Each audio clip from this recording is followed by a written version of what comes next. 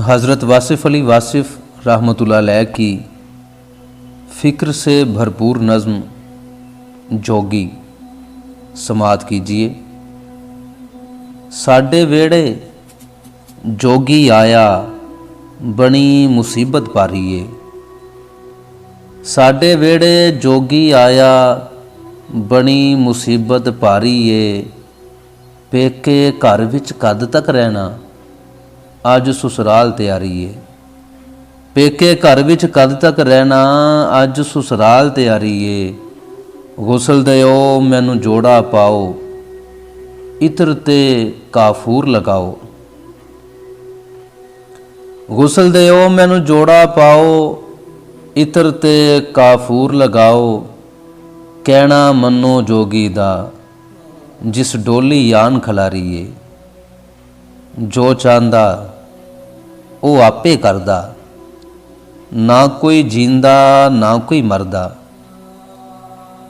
सदके जाइए उस सोने दे जिस दी शान न्यारी है।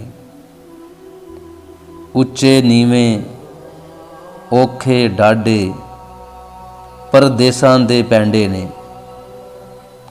जे जाना सी ते फिर कानू बह के उम्र गुजारी है। आवन वाले ने टुर जाना जिसने जाना मुड़ नहीं आना। दसन वाली गल नहीं कोई जीती बाजी हारी है। उथों उड़ के इत्थे आए अज सानू वो देस बुलाए। वो भी एक उडारी सी ते ये भी एक उडारी है। लै चलो मैनू डोली पाके रोवन पैना वीर ना मापे।